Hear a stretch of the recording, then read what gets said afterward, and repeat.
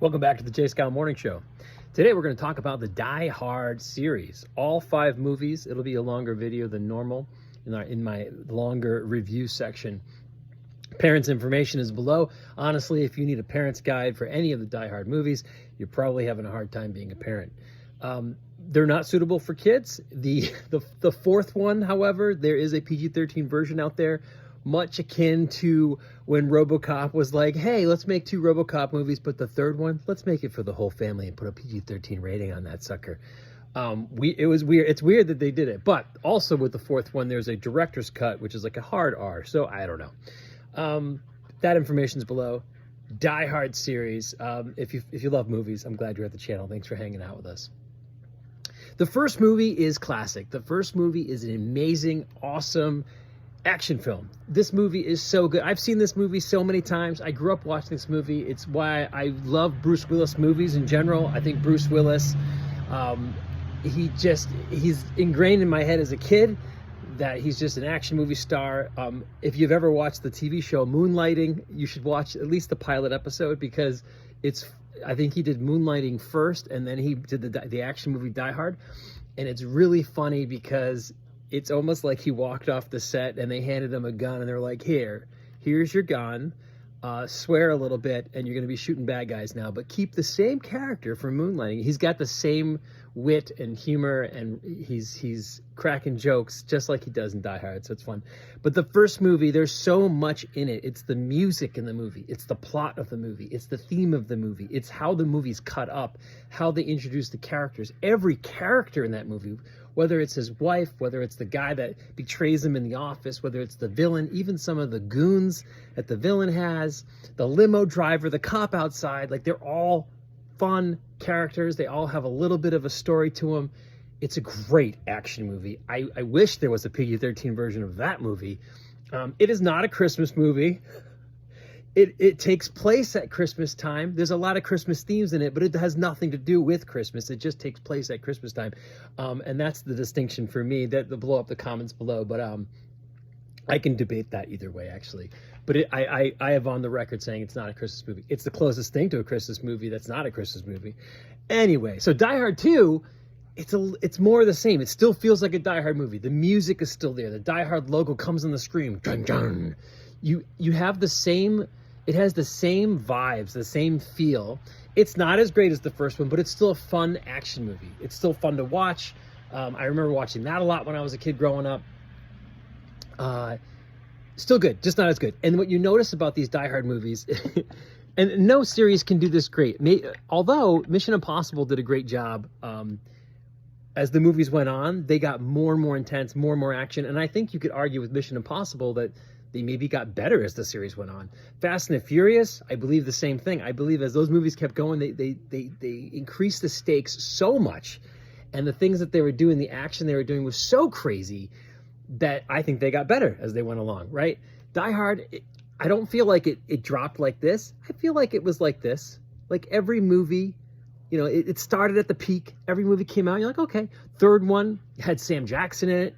John McClane's back. They tied in that the villain was the brother from the guy from the first movie. So again, it feels like a Die Hard movie, but not as much as the first one, not as much as the second one. Still enjoyed that one. In fact, when I was a kid, I never got the park water jug thing. Like, it was so weird because I watched that movie when I was so young. They were like trying to figure out the scales with the water and how do you get one jug and another jug and get 2.5 gallons of water, and they're like doing all this stuff. And as a kid, it just blew over my head. I'm like, how did they?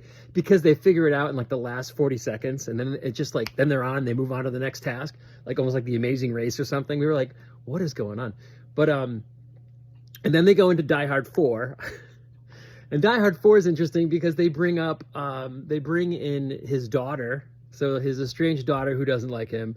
And then I liked Die Hard 4 because they brought in technology. So like the villain wrapped technology into the plot. He was doing all these crazy things with technology. And I thought that was interesting because the other 3 movies didn't really play into that. It was just bad guys doing bad things, John McClane in the wrong place, wrong time, right guy. And then I watched the 5th one this week. And the 5th one, he brings his son into it. And it's so funny because the only thing holding on to the fact this is Die Hard is the fact that John McClane's in it, the fact that he has somewhat of the same sense of humor. It does feel like he's just tagging along. Like he ends up bumping into his son who's a CIA agent, but he didn't know. And and then he gets wrapped up into it. He starts fighting bad guys right alongside his kid. And it's kind of funny because he just kind of shows up, gets mixed up in it, and he's in for the ride. He doesn't care. He's John McClane.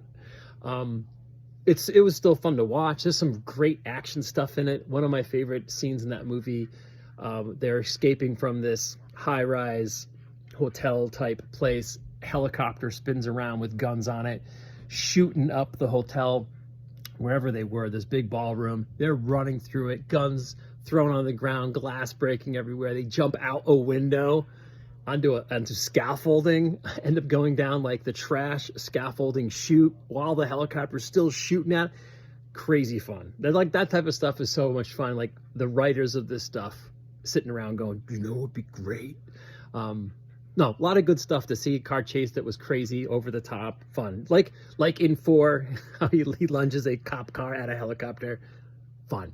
All right. Altogether, the Die Hard series is fun to watch. You will experience that they go down.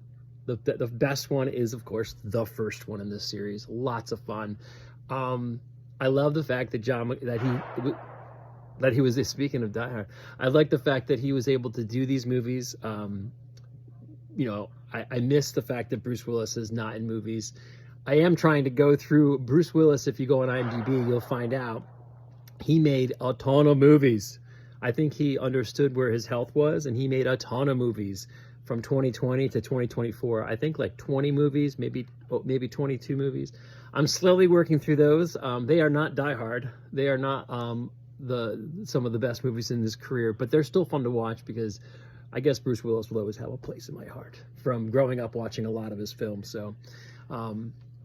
So best wishes and prayers to Bruce Willis and his family during this time. And thank you, Bruce. You're never going to watch this, but Bruce, if you watch this video, thank you so much for the entertainment over the years. It's been a ride seeing you in all those movies, and it's been a pleasure to watch your movies, and I thank you for the entertainment. And for all you out there, that was my take on Die Hard. What do you think? Where do you rate them? Do you like 1, then 3, then 2? Like, let's do, you know how people do that with the Star Wars movies. Let's do it with Die Hard. Do you think they go in order from best to worst? Die Hard 1 to 5? Is Die Hard a Christmas movie? I would say it's not. It is the closest thing to a Christmas movie without being a Christmas movie. I think my definition, my line in the sand as a Christmas movie just has to be about Christmas and the themes of Christmas, love, forgiveness, hope, all that stuff. Just because you place a movie at Christmas time, like Quentin Tarantino could have filmed Kill Bill at Christmas time with Christmas themes in it, and I don't think, if it wasn't about Christmas or forgiveness or hope, I don't think that, in my opinion, that movie would be a Christmas movie. Return of the Jedi, just because there's red and green lightsabers, is not a Christmas movie. Spider-Man Far From Home, just because he's swinging around at the end around a Christmas tree, does not make that a Christmas movie. I don't know. That's my argument for it, but I could also stand on the other side of the debate and argue that it is. Bruce Willis also said Die Hard is not a Christmas movie. But again, I could stand on the other side of the debate as well and argue that it is a Christmas movie because there's so much going on in Die Hard that's Christmassy, which makes it so much fun. The bad guys, the music, if you watch it thinking Christmas, it is Christmas party, Christmas tree, Christmas music. Even the bad guy music has Christmas themes to it. There's a lot there to unpack. So I get the argument. It's just a lot of fun to talk about. But well, it'll be talked about for many, many years around campfires with men and whiskey and cigars and pipes. But, well, I hope you're well. Thank you. We'll see you again on the jscall Morning Show. More to come.